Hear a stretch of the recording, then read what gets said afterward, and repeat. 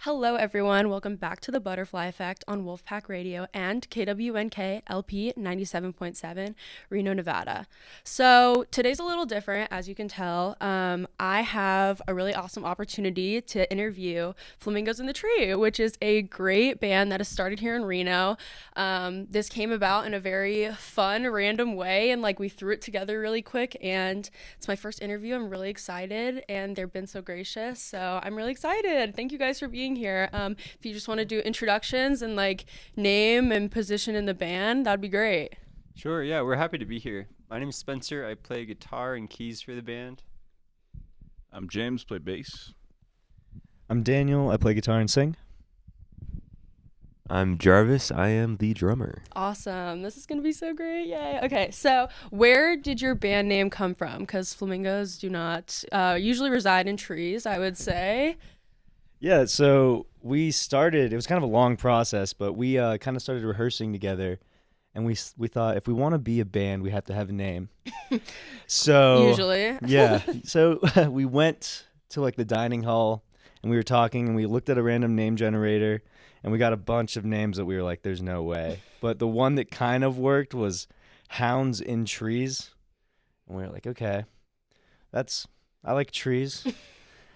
And then just out of, I don't know what it was, but we just kind of knew Flamingos was the right vibe for the guys.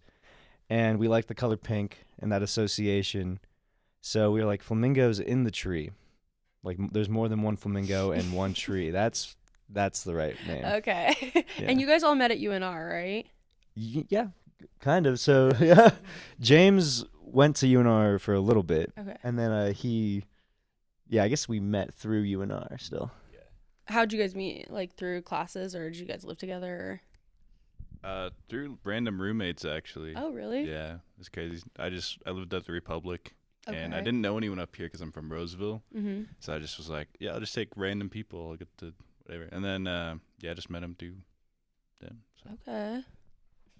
And then Dan and Spencer lived in the same dorm, across the hall from each other. And then I met Spencer in musical therapy club.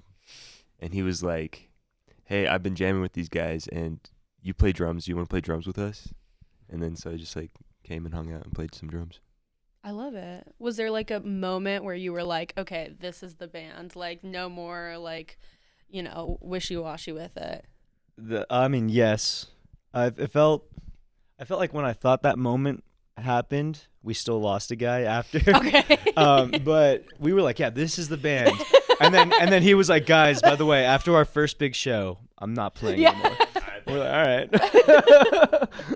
It's not fun. Yeah.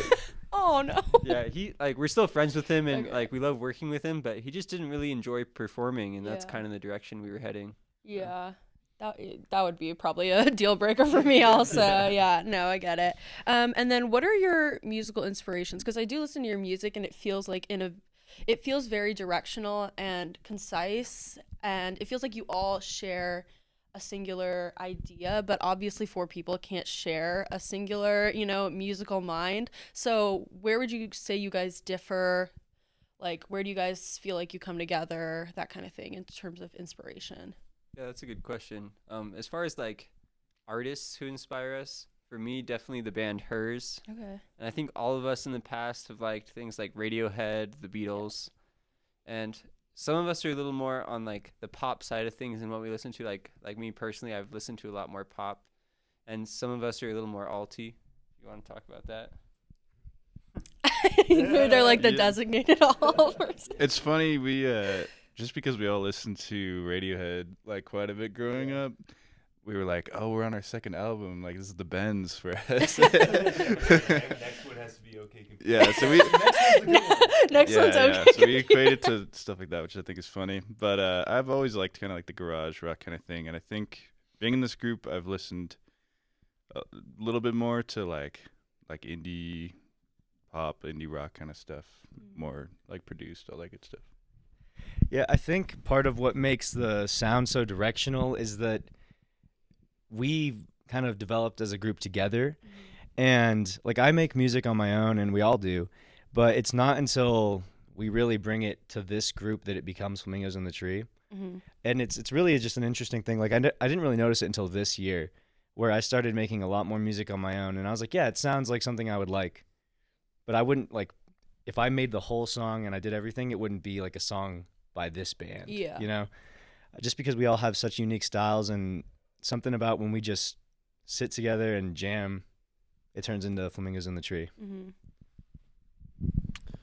Yeah, I mean, music-wise, I listen to like a lot of like old alternative, like Wilco and like Dr. Dog and stuff, and so that's like what I listen to, and that's what inspires my drumming a lot. So I use a lot of that vocabulary when we're writing. So, and then I think what a lot of people recognize in like the production element and like just how it ends up turning out, we have inspiration from like Boy Pablo, Hers, Mm-hmm. Rex Orange County, early Rex Orange County especially was like one of the most biggest influences. So Mhm. yeah, I think that's really a lot of people notice that out of the sound. Yeah. I would say, like, speaking of your individual projects, so I noticed a lot of you had separate musical projects. So, like, how do you differentiate them creatively? And, like, what led you to those other endeavors? I know you mentioned how, like, when you come together, it's Flamingos in the Tree. So, like, why is that? Like, what is the different feeling you get from those separate creative projects? I think, well, first, we just make so much music. I think I'm always just making songs, and sometimes I'm like, this is good. I really like it. But you just know, like, it's something about it. It's just like, this is a different genre. This is slightly a different topic than what the message we're trying to portray and just the general theme of Flamingos in the Tree. It's a whole different vibe. And I think you just know. And sometimes, like, I'll have a song, I'm like, it's kind of on the edge, and I show them, and then everyone will be like, this song is super cool, and then it'll shift into a Flamingos song. But other times I'll bring a song, and like everyone will, and you can just tell, no one's like, that song's bad, but you can just tell everyone's like, yeah, it's pretty good. And then nothing happens. It just doesn't develop, and then you just develop it on your own, and it's like, okay, it's because it was a different message. It's Yeah. not because it was a bad song or anything. For me, with the different groups and things, like sometimes the message is just a little too personal for the band. You know, like it's really a personal story, and so it's hard for three people who didn't live that story to tell it. Mm-hmm. But there's some stories that, even if it was from a personal experience, that experience is more universal, and so it's easier for us all to relate as a group. Yeah, I think for me, a lot of the time it just comes down to like, oh, I cannot think of any lyrics for this song.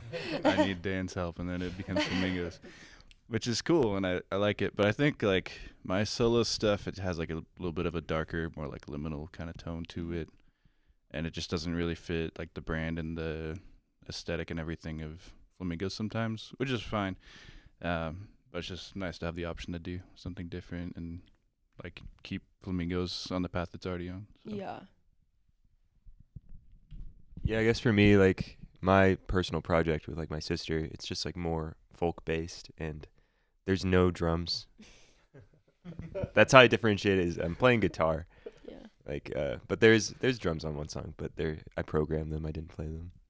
Yeah, do you find that, like, different role that you step in like a different creative project, and you have different relationships, obviously, like your sister, she's great, we love her. But she, like, having that relationship is very different than this relationship you Mhm. have right here, and that probably influences how you write and produce and, release your music. Do you feel like the role changes how you see the project, or do you think that your mindset is kind of going to be the same going into each thing? I don't know, because I definitely write differently when I'm just like writing drums versus coming up with chords, because I'm chordally challenged. But I think, yeah, I'm definitely in a different headspace when I'm writing for Shower Poopers versus Flamingos. Yeah, I think something about when I'm writing on my own, it definitely feels completely different. I enjoy it still, but I'm definitely challenging myself in a different way. I feel like I'm doing a whole different. It's like as if we're making one painting here, and then I'm like, okay, that's cool, and then I go to this other painting, and I'm like, I haven't finished this one yet, and then I paint that one. So it's still like coming from the same place. It still feels like making art. It's just they're completely different projects, and you have to use different styles sometimes to say the message. Yeah, usually when I'm like writing a song, I do a lot of work in the DAW, and stuff just develops sometimes. And like, it's not that there's no direction for it, but like I really just don't know, like if something's gonna spark like a creative necessity for the song. Like it just needs to like have a bunch of synths, even though I was trying to make it like a soft like acoustic thing. Happens all the time. Like man, this could be cool. I want to make a song like this. I try, and then like 20 minutes later, it's like, oh, and that was like 3 synths on it and distorted guitar. It's like okay, well, but yeah, it's hard sometimes. Like I'll just write something that feels right, and then later on I'll know what it belongs on, if it belongs on anything. So. Yeah, for me, the other project I work on is with my wife. And so obviously the dynamic is very different than with these guys. And the instrumentation is different because she plays the violin, but none of us in this group play violin at all. And so just having that as an option just changes everything. So we do a lot more folky, a lot softer stuff. Yeah. Are any of you classically trained musicians, or are you all self-taught? Jarvis is kind of classically trained. I took like private lessons through. Yeah, I took like private lessons through high school and did music in high school and everything, but I didn't go to college for music. I Okay. never took any college music classes. Okay. So. I did musical theater, but Yeah. I wasn't like that wasn't the forefront or anything. I learned how to sight sing, and I'm pretty out of practice. But I mean, so. musical theater sort of trains you to be like the front man of a band, right? Would you say, or no? Oh yeah, I mean, I definitely make a lot of decisions on stage, and I think about when we play shows from Mhm. that perspective, because I also like minored in theater. Yeah. So I think about lighting, I think about movement in general, and just we actually consciously talk about those concepts while we're preparing for a performance. Mm-hmm. Just because it's so ingrained in like what I believe performing is, and how I think just a show can be. I think we should like fully invest everything that we can when we're playing. So yeah, but by musically, I don't think I could say I'm classically trained in anything. Yeah, I learned everything from YouTube University. So. I love it. I just like I played trombone in middle school and high school, and like there was sorted like books like for the theory of all that, but it doesn't really translate obviously to the Yeah. guitar. But yeah, Yeah, I also played trombone in middle school. It's just, I guess, the thing to do.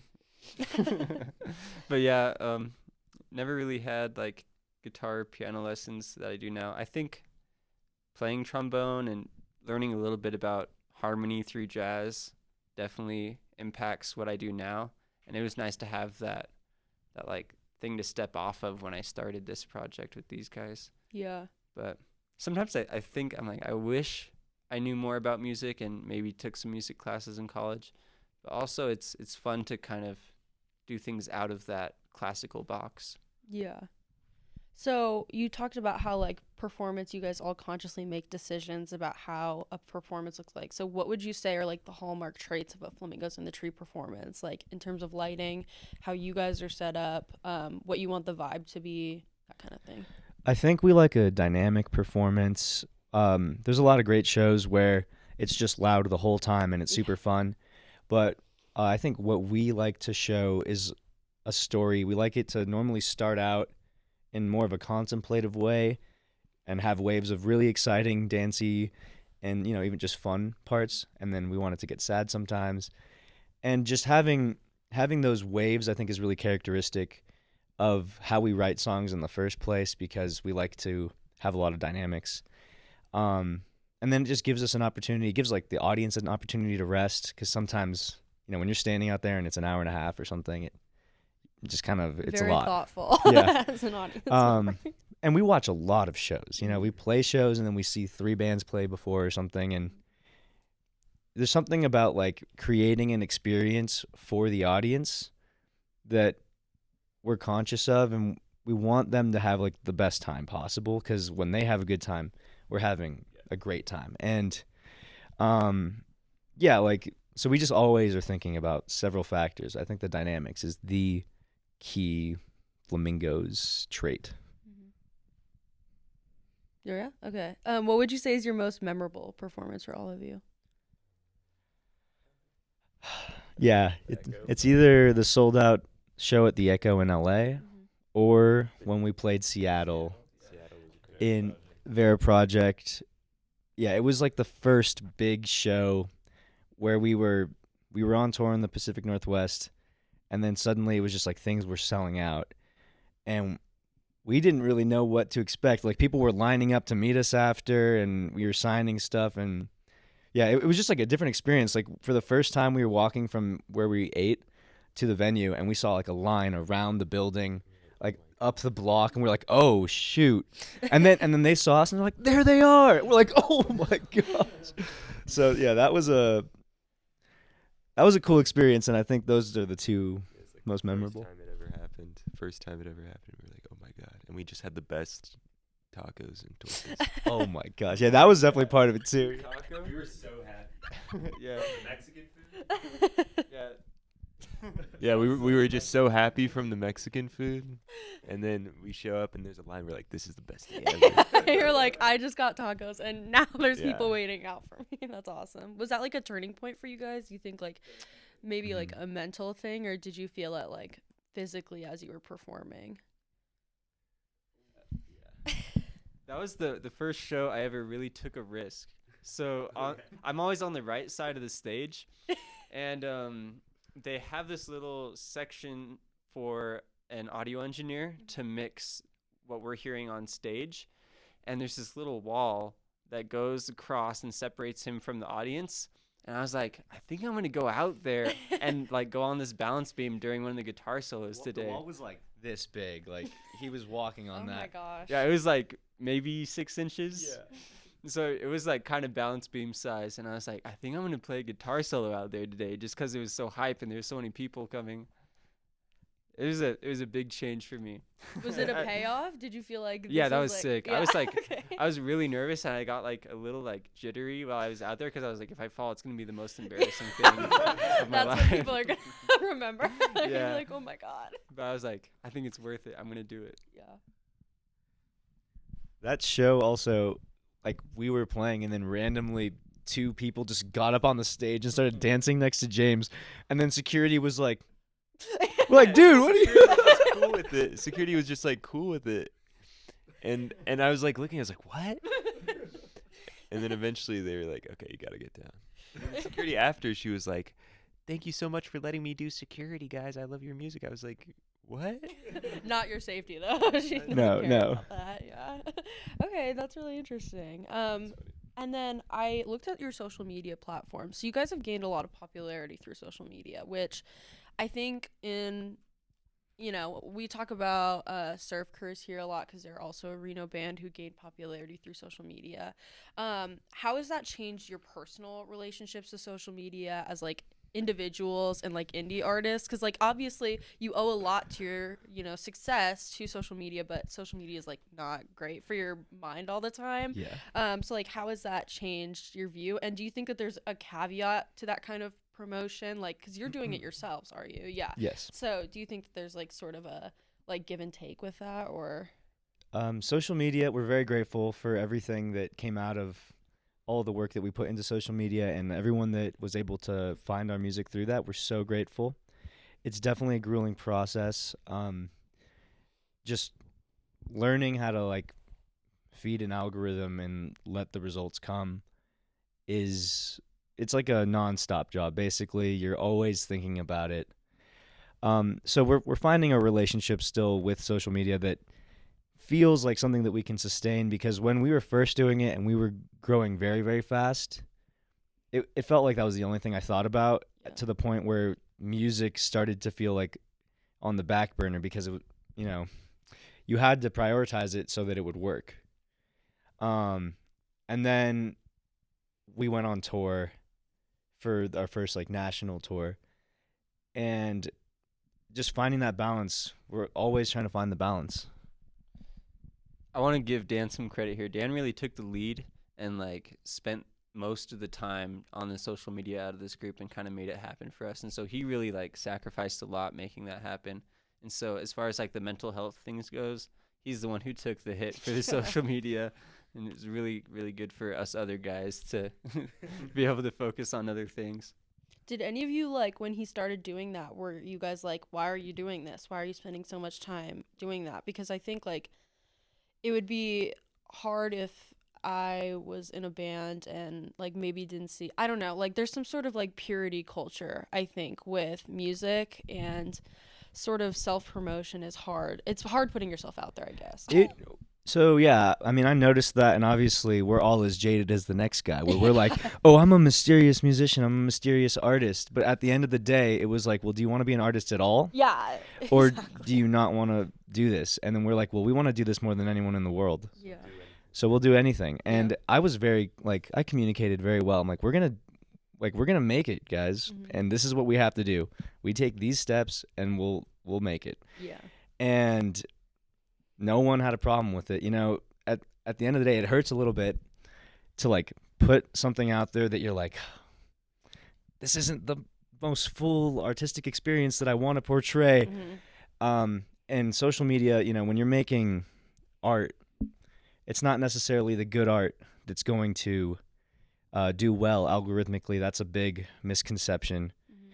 It's really just the things that stimulate controversy in general. So when you're stimulating controversy, whether that's how we did it or any other way, you'll do well in the algorithm. But sometimes, like rarely, really great artwork will just like pierce through. But that's not how the companies who make the algorithms make money. Yeah. So you're not going to succeed if you're just doing that. And a lot of people have the benefit of having like a separate person just think about that. But we kind of recently have been sharing the burden of, you know, choosing what we're going to portray and when it's going to be purely art, and then how we're going to use the algorithm to our advantage. But yeah, I think we're really grateful for social media in general. And yeah, I don't think we would have changed anything, you know. It's definitely worth it.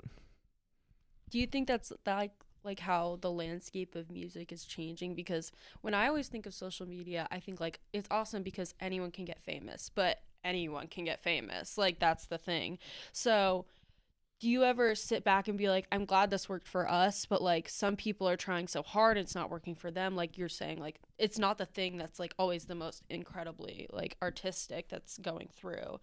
Is that like hard to see with like other colleagues or? So yeah, I separate those two. Like I think there's two different themes there. There's playing the game of the algorithm, and then there's making artwork.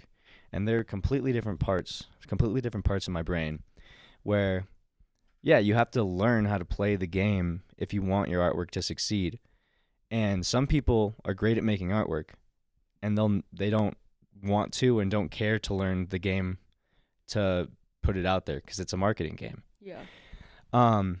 We were just lucky enough to have enough motivation to commit it to the marketing side as well. Because we were like, oh, we already made this music. Let's show people. So play this game. And that's kind of what we do. We make the art, and we're very much in that same mindset where it's like, we're not trying to do anything flashy. We're trying to be very authentic. We're telling these stories that resonate with us and we hope resonate with our fans. But after we finish everything, we do the rehearsal, we record it, we produce it. Okay, now switch brains. How do we play this game that's completely separate from the art, and it's going to hurt? Literally every single time I go to Instagram and I post something that I'm like, this is a marketing tactic, it hurts like my feelings. I'm like, you know, I don't want to put that out there. Sure. Because I want it to be as like, it does feel like it's like impure. Yeah. But you can help people by making music that they can relate to. And I think the payoff is better. So I get a little embarrassed, but someone else gets to relate to it at a level that they never thought they could, at a level I never thought someone would. And I think that is what's worth it in the end. Yeah. And I mean, like, Radiohead was definitely doing promotion. Like, Oh, that everyone. was embarrassing for them. It's just, like, different when it's online, and it Yeah. just feels, like, way more vulnerable, I guess. Everyone does promotion. Like, Yeah. when music videos first came out in general, bands were like, what? Yeah. We're not going to make a video. We're musicians, right? And labels were like, this is how you do it. This is how you make your song popular.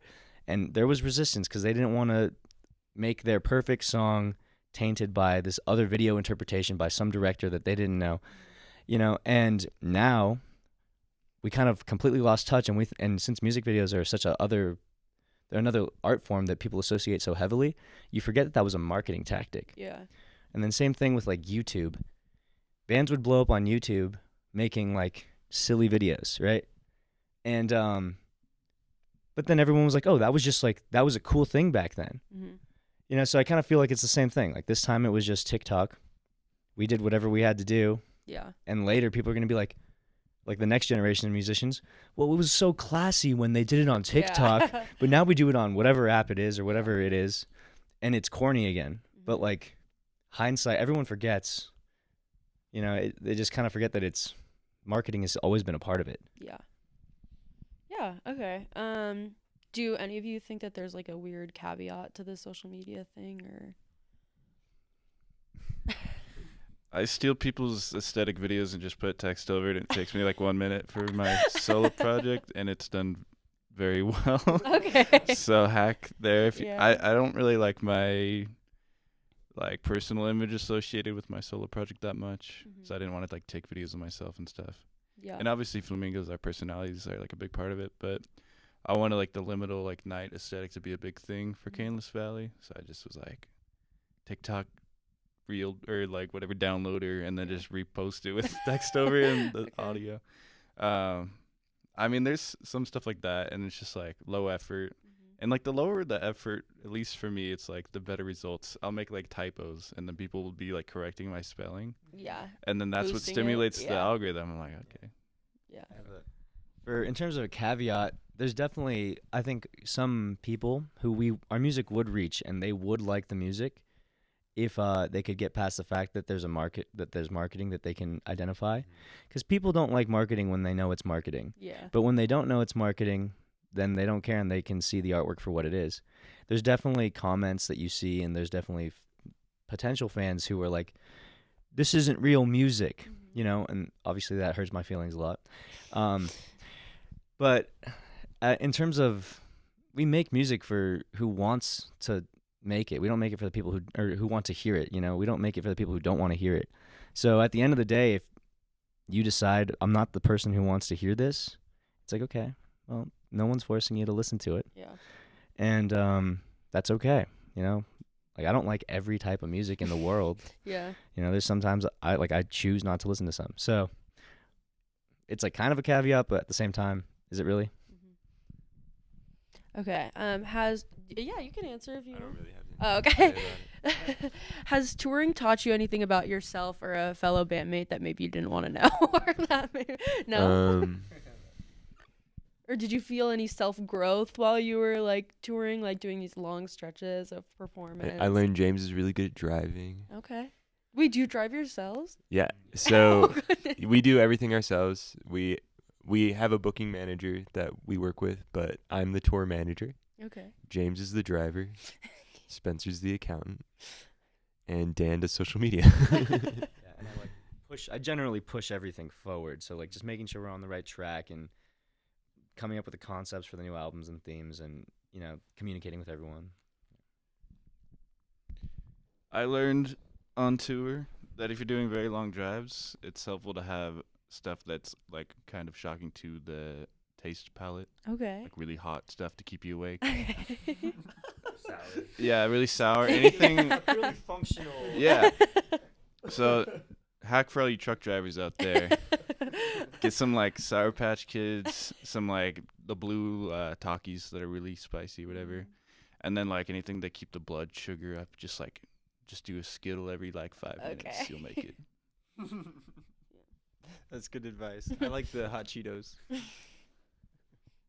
Let's see, on tour, I think I kind of learned how to sit still on tour. Like a normal schedule for us would be we drive 8 hours, we show up, sound check, play the show, drive 3 hours, get to the hotel at 2 or 3 in the morning, sleep until 9, and then drive 8 hours again. So Yeah. we spend most of our time in the van together. And like that was the first time in my life I could just like sit there and not have to do anything. It almost felt like I learned patience. Yeah, it was an interesting experience because we were together so much, and then Yeah. like we go to the hotel and we're like right next to each other, like you We're in know, the same bed. like me and Jarvis, we were buddies for like that whole national tour, just full understanding. It's like, all right, good night. Learned how long people's showers were. Yeah, like I think we kind of became more of a family after each tour, and you know, we knew each other very well, and we already rehearsed like every single day for hours. But then there's something about when you're living together and not in a normal situation with your own rooms, in the same room, driving together. All living out of a bag. You're Yeah. all living out of same outfits like that are rotating. You're just all we got rotating like the same- 7 or 8 outfits. We're Like, just Spencer, I like that shirt. You wore it last week. I looked good. You're wearing it again. That's funny. yeah, like you just get really really close, and you know you know what makes them upset, you know when they need space, and Yeah. that was something I don't think we would have known, because after like a month and a half, I remember it was like, okay, Spencer needs space right now. Yeah. James needs space. I need space right now. You know, so just learning those things about each other was the biggest thing I learned. I have a funny would you rather question. Kind of off of that. So like, would you rather all be handcuffed together for a week or share a like dorm size bed for a month? Like a twin bed, 4 guys. Yeah, like you'd probably have to like stack on top of each other. I'd rather share the bed. You think the we'll bed? have to like take a shower or use the restroom or. Because 2 of you would have to have double handcuffs. So it's like, which one? Who's in the Yeah. middle? Yeah, definitely sleeping in the bed. Yeah, I would get fired from work, man. Yeah, I'd lose my job. I think, yeah. I mean, the bed is how bad is it really? You know. Wait, do we have to sleep in the bed? What do you Ah. mean? Like, can we like around the bed? No. Oh, okay. So we're In my hypothetical, would you rather you all have to sleep I in the think the bed? bed is still better. Yeah, bed is still better. It's just because, like, 1, I don't want to lose my job. 2, I like to be able to use the bathroom. Yeah, that's a good. Yeah, that's a good. Yeah, point. we could be like, yeah, we slept 1 hour tonight, and then just leave. Everyone can take Yeah. turns. Yeah. Oh yeah. Wait, that's true. Yeah, if I everyone didn't takes say turns you on the all have bed. to sleep at the same Yeah, time. there was no stipulation saying we had Yeah. to be in it all at once. So we'll just take turns. I'll take 2. Dan it's takes like 2. military, like you're taking shifts. Yeah. Like, you keep watch from the door. Yeah, I'm gonna be in the bed. that's really good. Okay, so you guys started obviously in Reno, like playing around the university and everything. Do you think that what is special about the Reno music scene to you? Like, what stands out, and has it changed over time since you've started?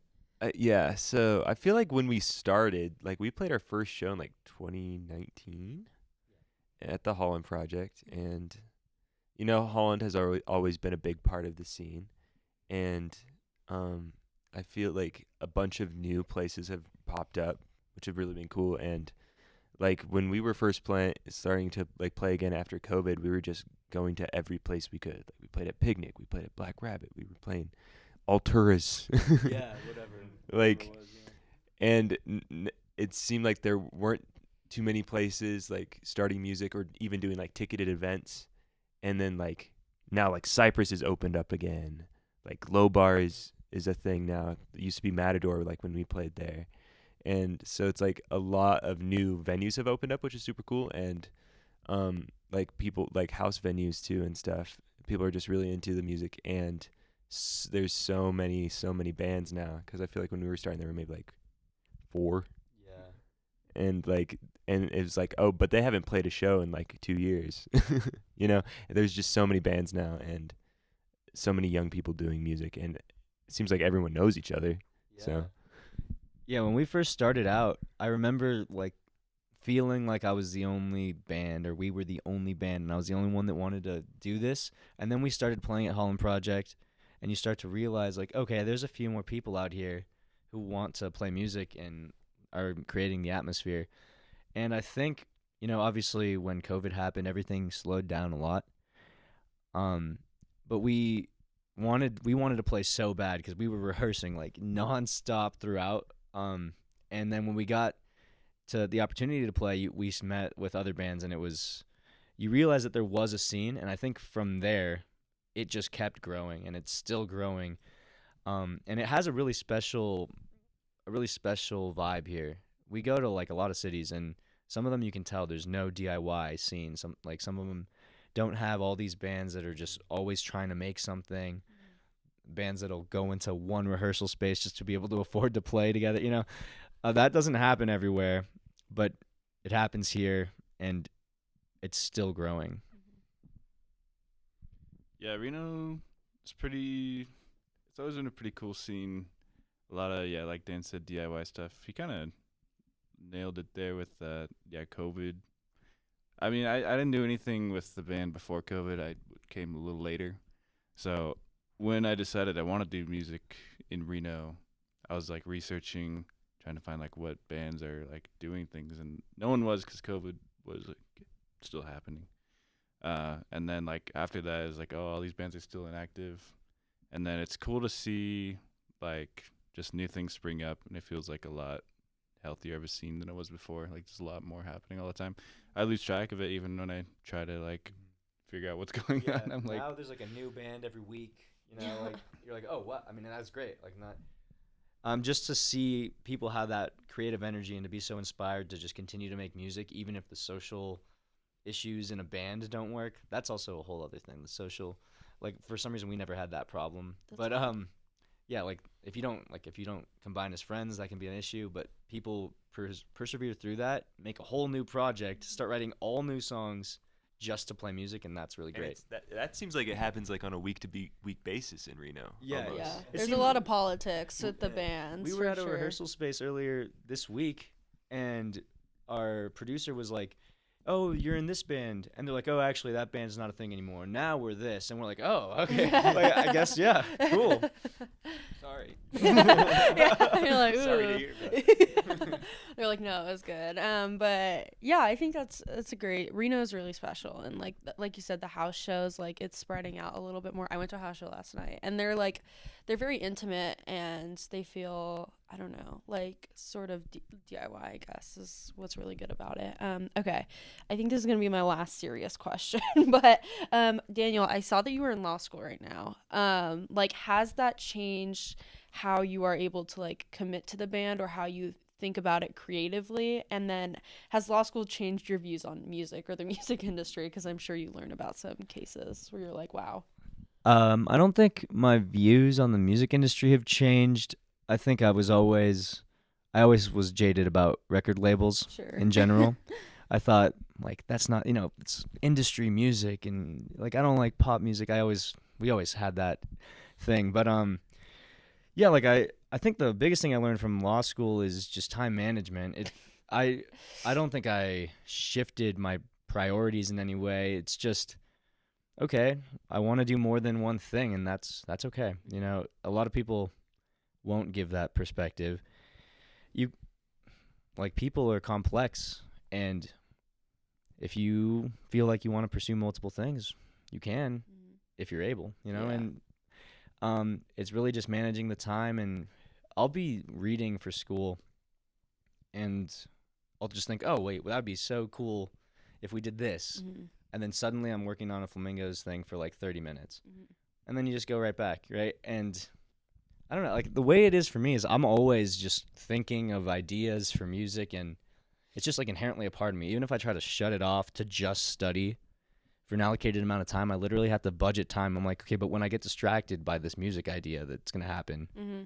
Because I will get distracted. it will happen. It's inevitably like I'm going to read something that'll just trigger like, oh, like they'll talk about acoustics. So like the acoustics mattered because he whispered and he claimed that he heard it. And I'm like, wow, I wonder what it would sound like if we like recorded drums in my room, like, and so like it always happens. You can't stop it. And I just had to learn, like, that's just a part of me, like even if I wanted to do one or the other. And in the same way, when I was just doing music, there's a period where like I wasn't working any other job. I was just doing music, and I felt like I need to think more about, like, use the other side of my brain. I'm just using the creative side, and I think there's a big part of me that's like, you're capable of doing like more than just this.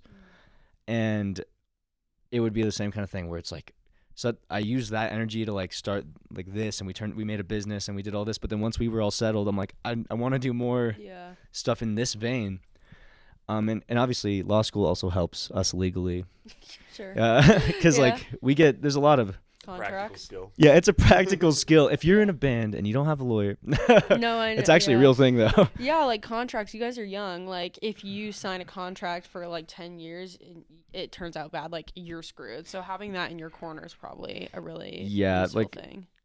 I think a big thing, and I don't know if we're exposing the in the music industry by saying this, but Well, that's journalism, baby.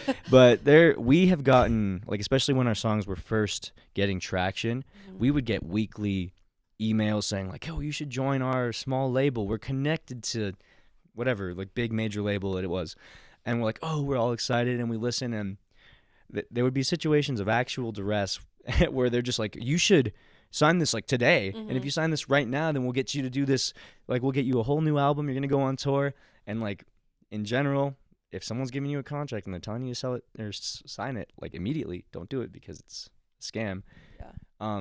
But just navigating that, and that was before law school even, and now we just have seen so many things where there's like predatory companies and contracts being sent out just to get those people who are kind of blowing up to sign all of their rights away to their music, and they get their money, and now they're on a label, but the label doesn't really do anything to push them forward. Yeah. Now you don't get paid for your music. And yeah, it's so just watching out for that was a big thing, and law school gave me a real understanding of what was happening. Are you guys signed under a label or are you independent? We are completely independent. Completely independent. I love it. Okay. So now I'm going to move on to some lighthearted questions because that was a, pretty rough interview. But if you could own a flamingo, would you? And we were talking about this before. We were like, No. wait. And they seem susceptible to color change. So if you could feed them a food, what color would you want them to change to? And like, what food would you feed it to change its color? Well, they'd have to like the food, yeah. So you feed them. I didn't say that. Well, because they naturally like eat shrimp, Yes, which is why their feathers turn pink. I would say. So I think you just have to like dye shrimp, whatever color you want, right? In this situation, let's say that they like any food. They're not picky. I don't think I'd own a flamingo just because the poop, Yep.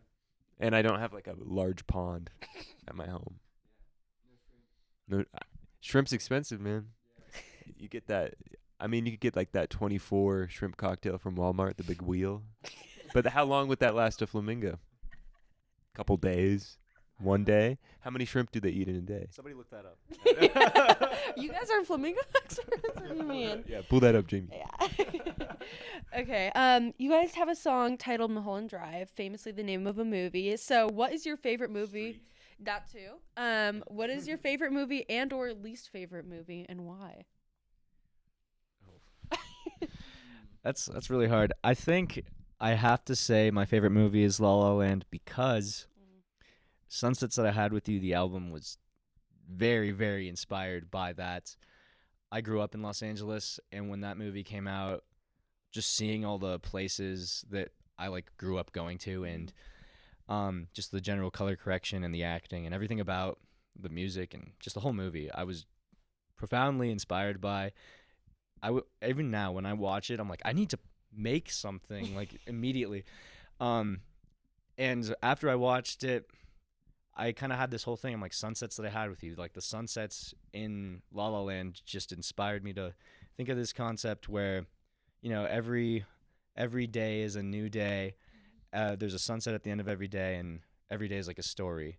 And in particular, that one follows through a relationship with each sunset.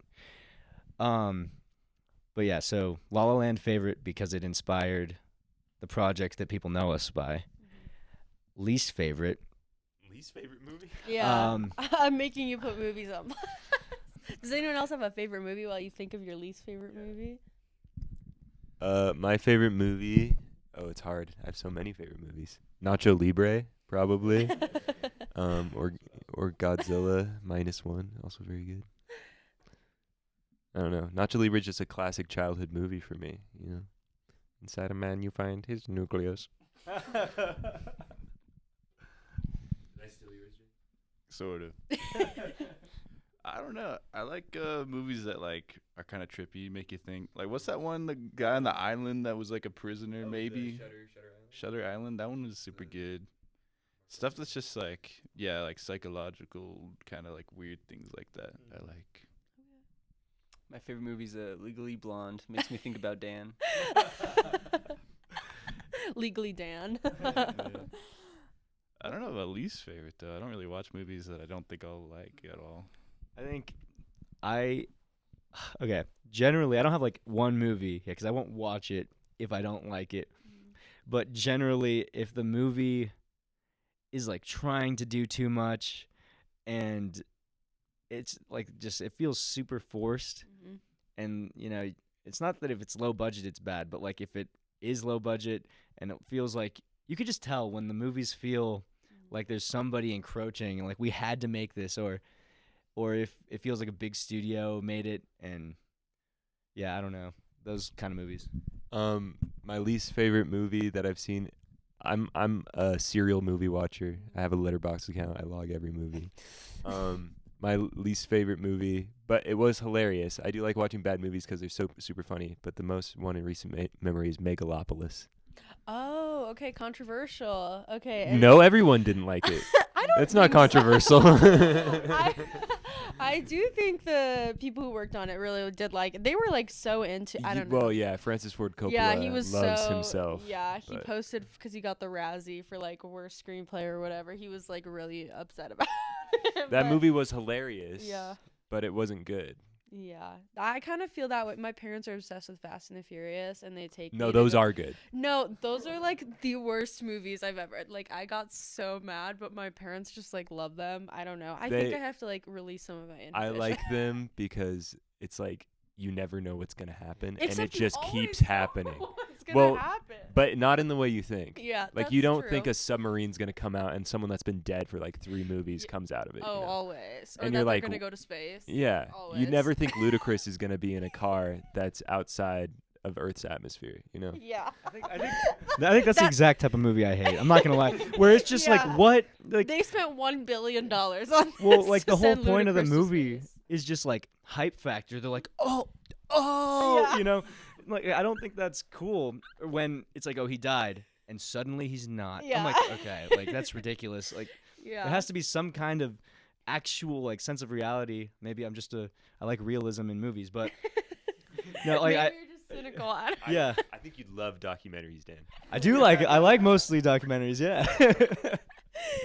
Actually, I think I did know my least favorite movie. Okay. What's that one where Will Smith is a superhero that's like Hancock? Like, okay, I like the concept. Yeah. Like the first 80% of the movie is like great, but then they just throw in this weird thing at the end, like he's redeeming himself, and they're like, oh, also this random guy's wife is also a superhero. Like, what? Yeah, I just was like, man, they had like such a funny concept for the movie, and then they just were like, yeah, but it's also like super crazy for some reason. I don't know. Yeah. Okay. I think we're at time. What time is it? Oh. I'll ask one more question then. Because I'm like at a weird. Okay. We'll do like 2 more questions. Okay. This is another silly one. Your song "Toes" is a really sad song about begging someone to stay in your life. But do any of you have an aversion or interest in feet? We're getting to the Just real. Jarvis. I won't say if it's. Don't put that thought into the world. None of us have anything about feet except Spencer never wears shoes usually. Unless it's really cold, then he's wearing shoes. Like in your house, like you're just like. I just like don't really enjoy shoes. I don't know. I wear a lot of flip flops, Okay. even when it is a little chilly. I don't know. Do you guys not like that? Are you like, put those away? You have no. I'm a sock guy. Okay. I do not wear any open toe Yes. shoes. The only like shoes I'll wear without socks are my Vans Treks that are like the Croc Vans, Okay. and even those cover my feet completely. So I grew up playing water polo, so like I was at a pool deck all the time. You know, no one's obviously wearing shoes. And then I was like a lifeguard after that, so it's like you're just wearing like swim shorts. So then when Spencer was wearing sandals, I'm like, yeah, this feels like my vibe, you know? Like, I think that's partly why we, like, because he was the first one I met in the band. But, like, he was wearing, like, short shorts, and so was I, because, I don't know, he was, like, a cross-country runner, and I was, like, a lifeguard just before. And it was like, we got that beachy thing going, you know? Like, I like that. And, yeah, so for me, like, that doesn't bother me. Okay. I'm not bothered by Spencer's feet. I just Oh, yeah, we know you are. I just wouldn't do it myself. I'm Yeah. not bothered by it. I'm glad that's not causing infighting between them. Yeah. Okay. So you guys have had one album and one EP. Am I correct, or is it 2 albums? And okay, 2 albums. Okay. Yes, 2 albums and several EPs. Okay. We have, so, like, 4 EPs, I think. Yeah. The Bouquet, let me know. Turn Out the Light subconsciously or technically, yeah. Okay. Do you find writing for an album is hard? Because I think a little, in my opinion, the art of the album is a little bit lost, like a little bit. I would say there are people who are still doing it right. To me, I mean, like, who am I to say? But do you think writing for an album is different than what you would do? Like, how do you write for an album, I guess? I automatically write for an album. Okay. I think it's like I was saying for Sunsets, I kind of just I start writing one song and I'm like, wow, this connects with this song in this way, and I keep that in mind while I'm finishing the song. It's just like one song isn't enough to tell a story, in my opinion. You have one part of the story, one piece of the puzzle, and that's the song. And then it's like, but have you considered this is also another part of this complex emotion? And generally what happens is I'll be just like thinking on a drive or something, and I'm like, sunsets that I had with you, that's like a big overall concept. Or as it falls into place, it's like us growing up and learning how to be musicians as adults. It's like a thing that no one really thinks about. And then each song, like as we're writing it and as we're catering the lyrics and as we're doing the transitions, it's just really easy to like keep the album cohesive. And then I also like to do like the last song, I like to have a cohesive wraparound where it explains, like if you listen to In the Orange Groves, it puts everything in context. But it's not that hard because it's like around my life. So it just is what happened, you know? Yeah. Yeah. Do you feel like order of the songs, like, I guess conceptually, is that something you all collaborate with, or does someone bring the idea, like you said that you were driving and you thought of Sunsets I Had with you, or? I think thematically, generally, I have, like, I already know. Like, while I'm going, for Sunsets, I was literally working in the Wolf Shop here, at the counter during COVID, and I remember I was writing out the order of the songs, thinking like this would tell a good story if we went in this way, and then I'll show them, and generally we'll just go with it. But sometimes it's pace. It's like, oh, the album needs to be a little faster at this point, so maybe we switch these two, or maybe we do this or that, just for pace of the album, so that you can actually listen through the whole thing. But yeah, like I know what the order of the story is because it happened to me, you know. Yeah. So. Okay. Do you guys ever is it ever a hard thing to come to a singular conclusion with? I think like an album, or do you all feel like you're on the same? I don't think so. Okay. Usually we all get it. Like once we've like recorded everything, we're like, yeah, this is where the songs go. Or like we've been playing them in a certain order. It's like this is how it should be, and like that's it. I feel like we haven't really been like, oh, but should this go at the end? Should this? Okay. It's usually just like, do we keep this song or do we save it for later? Yeah, because sometimes we'll write a song, but, you know, when we're writing the song, it's how we feel right now. So sometimes it's like, oh, just this is how we feel now, and then we haven't even come up with the concept for how this contextualizes with the rest of the project. And then we will be like, okay, well, maybe it wasn't for this, and maybe it's for a later time. And then when when we finally come up with the big theme for the next thing, it's like, oh, that makes so much sense why we felt this way, you know. And then everything just falls into place, which is exactly how that album came to be. Yeah. Yeah, I would say. What time are we at? That's good. Yeah. Okay. So that will be the end of the interview. Thank you guys so much. This was really fun. I feel like I had a really great time. I learned so much about you guys. But yeah, thank you guys for coming. Yay. Thanks for having us. Thanks.